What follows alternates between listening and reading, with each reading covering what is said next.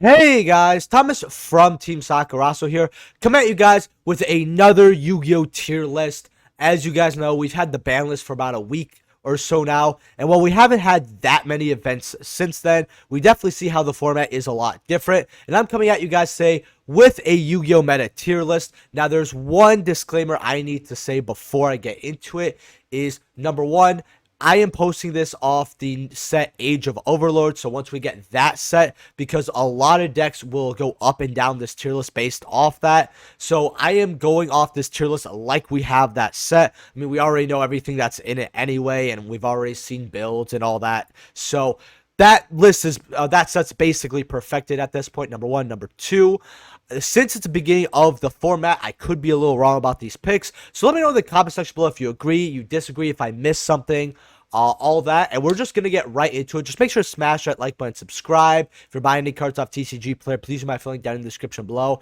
Helps out the channel to no additional cost to you.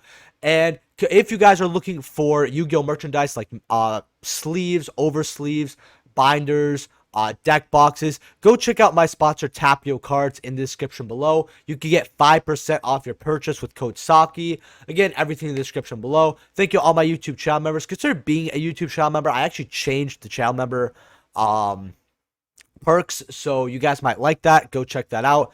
And we're just gonna get right into this. So in no order at all here, we're actually gonna start with Flu here. Now with Flu, I'm actually gonna put this in tier 1 because any deck that could play Shifter is in a really good position, and the ban list really just took decks that are good and put them even further up. Flu actually got, I believe it was a first or a second place at a YCS this weekend, and the deck is just as good as it was beforehand. You know, it never really exactly fell off because of hits per se. It mostly fell off because of the format and cash coming into play. Now that cash is kind of not going to see as much play here. Flu's going to dominate. It opens up really, really well if it's going first. And as long, it really, I think what really makes or breaks the deck is the pilot, and if you could see the board breakers, right? If you could guarantee those two, you're going to see a lot of top 32 Flu here. Definitely a good tier 1 contender. Now, it could fall off to tier 1.5 because a lot of people might not want to play it as much, but you guys have to remember that Flu is super budget. The only thing that was holding this deck back was Advent, and Advent got reprinted in the recent tins, right? Now, used to be anywhere from a 13, 15 to a 30 something dollar card. Now I think secrets are like 3 to 4, right? If you're going to an event, I think that's the most expensive card with the Flu engine is $3-4, and I might be overshooting that. So very budget friendly. Could play D Shifter, which we still have at 3 in this game. And hey, it's already getting results. I'm gonna put it tier 1, but if it floats around tier 1.5, don't be like too shocked here. All right, next set we have here. I'm just gonna take this very quickly and put Labyrinth in tier 1 as well. This deck was already tier 1, but the fact that we are getting more support, aka Butler, which is just an amazing card, lets you get even more advantage on your opponent's turn and just keeps recurring. Really, really good card. As well as, again, it also helps you like gain a little bit of advantage during your opponent's turn, which is nice. So just in case your turn maybe wasn't as excellent, hey, Butler's gonna really help you with that. And again, it's already tier 1 and it's getting another amazing card to play. It was tier 1 last format. I'm gonna leave it in tier 1. Drytron here. Now I've thought about this a little bit, and the deck is really not that bad. I kind of want to put it, because I've been really thinking, I either want to put it in Rogue or Tier 2. Right now, I'm going to put it in Rogue because Tier 2 is going to be hopeful. We got to see some type of results. I mean, the deck can still turn skip, but issue is that, hey, if you get ashed, it's going to hurt a lot, right? You're not going to be turn skipping if you get ashed. You got 3 Herald of Orange Light, and you don't have Kastura in the format anymore. So, the deck got a nice spike, right? If we had Eva, I would confidently put this in here, but We're going to put this in Rogue right over here. Again, can this deck do something in this format? Absolutely. But I feel like you're going to have to like get lucky with dice rolls. You're going to have to fight some more favorable matchups. The deck is still, again, I think the deck is in a nicer spot than it was previously, this format. But I can't really put it highly without seeing tops. And a lot of players aren't going to understand this, but this is going to be the hottest take.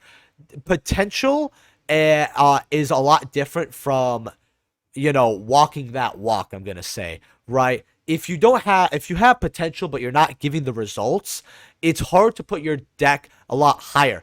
It has the potential to be up here. Absolutely, right? But I'm gonna leave it over here because I need to see a lot more of it. I don't like making tier lists where there's like just a ton of copium in them. Like the next thing I'm gonna put over here, I would love to put this here. I'm gonna have a little copium as putting Ultrageist in Rogue. Now, the deck last format I believe it got like a top 8 at a regional, and then like one other top 16. Honestly, the deck, I don't see it at all, right? It's got new support. It had a format. It didn't do anything with it. Granted, a lot of the stuff it's been struggling with has gotten hit. Like, Cash, right? That got a good hit. Issue is we're still going to see D-Shifter, and there's just so many better decks you could be playing. The reason I'm going to have it in Rogue, however, even though it's got only 1 or 2 spots, is because, number one, I actually been playing this deck, and I really like it. But the deck has this advantage where if it could set up its board, the board is good, right? You get multiple spell trap negates, right? And that is for the turn, right? So, you want to just say negate a field spell, that's completely fine because you could just bust the field spell negate and then have another one spell trap negate, so it's completely fine, right? You've got certain bounces and you have cards and stuff you could do during your opponent's turn. The recursion is fine. A lot of people say that this deck has no recursion, and to that I'm saying you're making the wrong choices during your standby phase, I feel, when it comes to what you're going to want to bounce, what you're negating, and what you're recurring, right? That's kind of how I see it. But with Ultrageist, one of the bigger issues I see is the deck has to play bricks. Like, I know some people want to play Haunted Rock, some people want to play the Reborn, some people want to play not as much Pukri, because even though it's amazing to open up, it's only good for one instance, essentially, which I think that's a little bit of a lie. I think it could still be pretty good. It doesn't chain block more than once per duel, unfortunately. And by the way, I'm going to have a deck list where I explain more of this later on. I'm probably going to have that deck probably next week or the week after. I was going to have it like a month ago, but I want to actually test the deck, and then I got sick, which I'm still sick if you guys can hear my voice. So if you guys appreciate this, smash that like button. All I'm going to say for Ultrageist is hopefully I'm wrong and it sees more play. Really wish they got an extra card or two. And number 2, do not force yourself to play like a bunch of bad bricks to play this deck. Just because if you're gonna miss out on a little bit of optimization but perform better overall, go with that option. Chimera, we're gonna put Chimera in. We're gonna put it in tier 1 for now. I'm gonna actually have quite a bit of tier 1s here. Now, Chimera, already really, really good. With Branded, I think it's still really good. But once we get Age of Overlord, it's definitely going to be able to play Pure. You can also play a lot of hand traps, a lot of non-engine, which is super cool about this.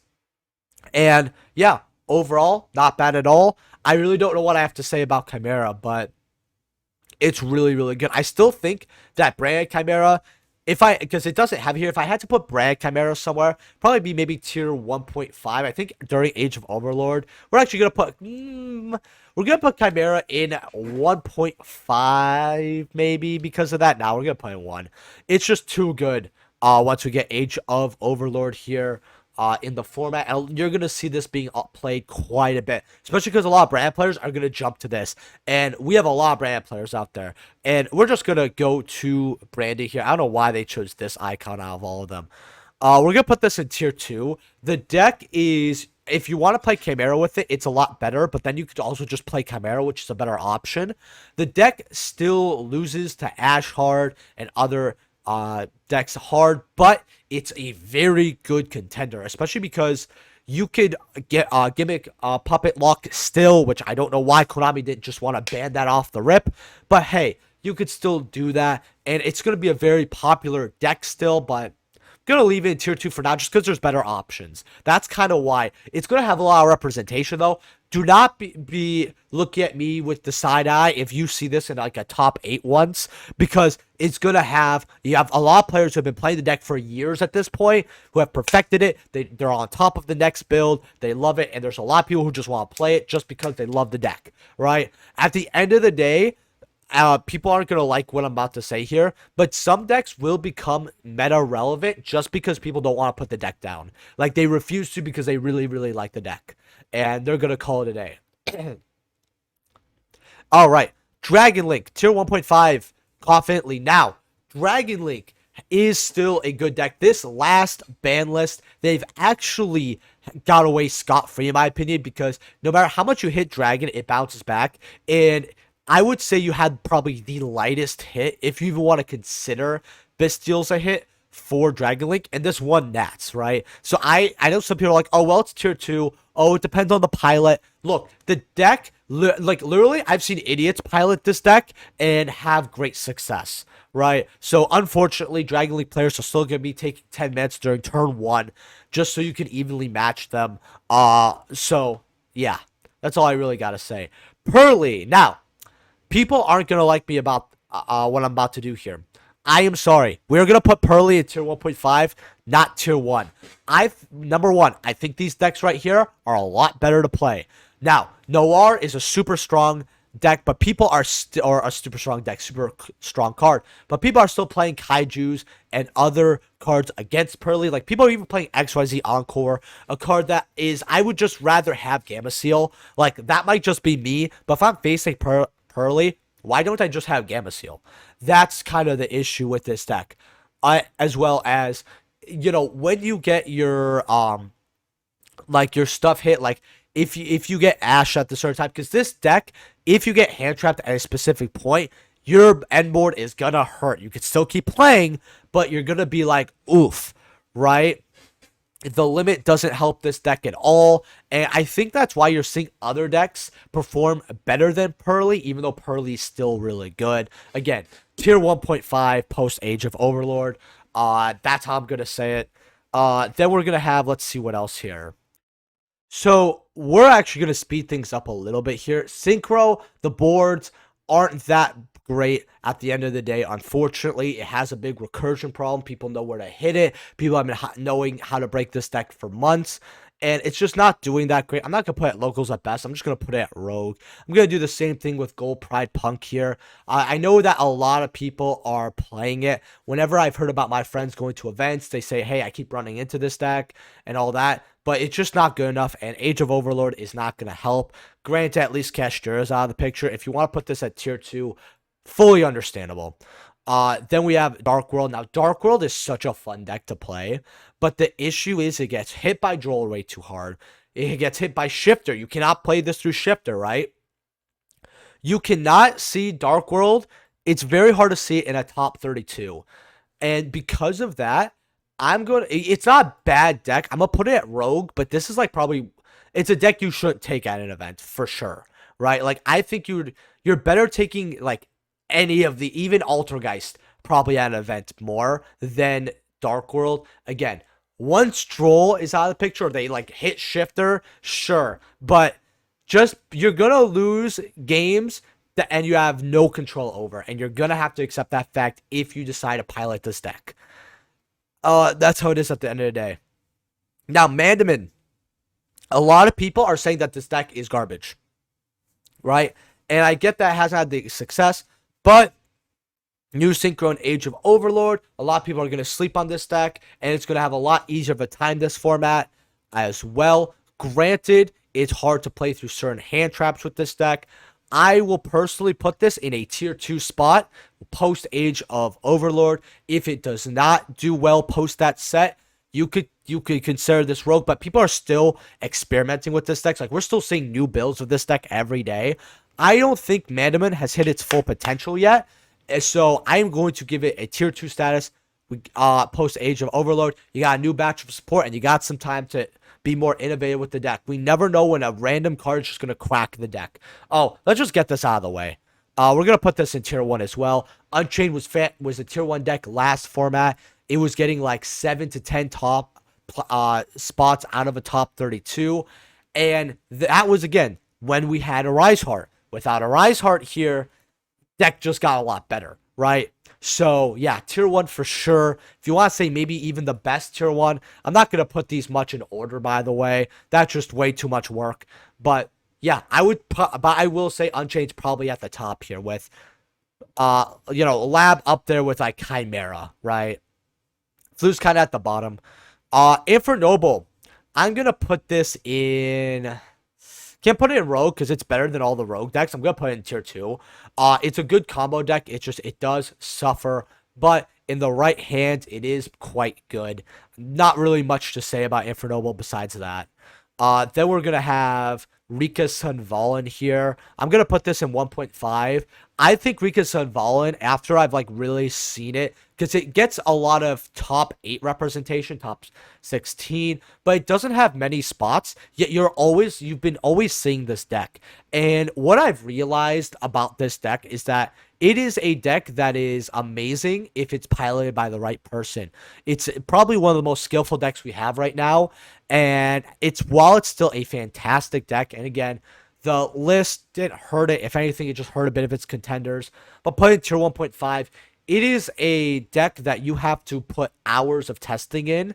But if you decide to, it's going to be really good. So 1.5, all depends on pilot. Then we're going to have, let's get some of these decks out of the way. VS, look, I know that people are, it's literally a floodgate deck. I hate to say it, but it relies on Tikaboo, the decks or whatever. We're going to put in Rogue. It's also way more money than it should be. VS does look really cool, though, but we're going to put in Rogue. Trap Tricks, it was really good against Castira, but what's it doing right now? I don't really, not much. We're going to put it in Rogue just because it's still budget. People have this lying around, and I just feel like it's going to get a few, like, cheeky top 32s, but... I'm going to put in Rogue. It's not bad enough to be at locals at best. I'll be right up honest with you, but not good enough for tier 2. Cash, we're going to put this in tier 2 because people are still going to play this deck. A lot of people are like, oh, it's not worth playing. Look, you still got, big rank 7 boss monsters. You still got the banish during your opponent's turn, right? You still have D-Shifter. You can still play that card, right? Deck is still not bad. You're still going to see it. You still have Birth at 3. I feel like the deck could opt for different builds now that you don't have the boss monster of a Rise Heart. It's missing a boss monster, and that could be filled in, I feel like, right? I don't think this deck is out for the count. In fact, if you still start seeing it, hey, it could go up, but we're going to put it top tier 2. It's not a bad deck. Marincess. So, here's how I'm going to see Marincess, right? Marincess is actually a fantastic deck. And the reason Marincess is a fantastic deck before I put it anywhere is because there's so many one-card combos that's ridiculous in this deck. And you could just play a lot of board breakers, a lot of hand traps, right? The deck is going to perform very well consistently. It's just that you don't have a lot of people piloting it.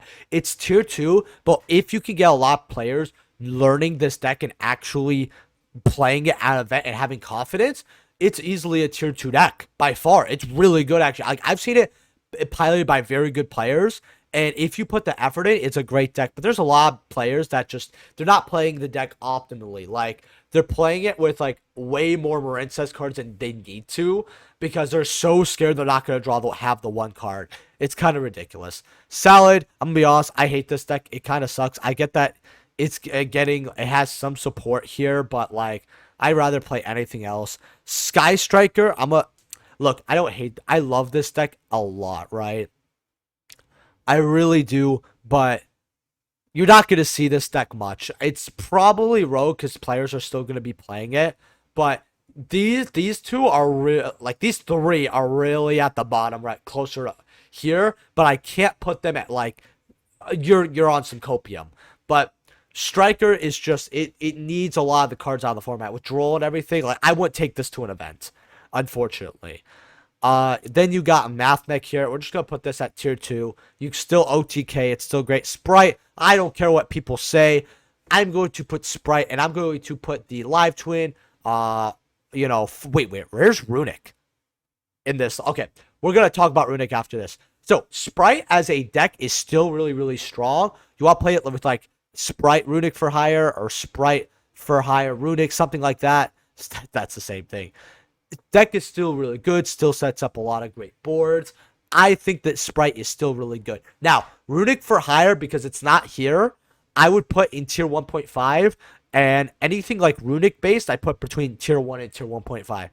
Why it's not here, I don't know, but hey, I feel like every tier list is missing like one component, and I guess this is what this tier list is missing. All right, Plunder, we're going to put this in tier 2. I mean, deck is still good. You open up 1-card combos, and you also have the adventure engine for an Omni Negate. It's cool, right? The issue is it's also budget friendly. People just don't want to play the deck, right? So you could even put it at like the top of Rogue if you really want to.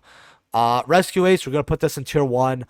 Post Age of Overload, the deck is really good. Even right now, it's solid. It just once it gets Age of Overload and we get the cards that needs to, it's gonna be tier 1 because it's not.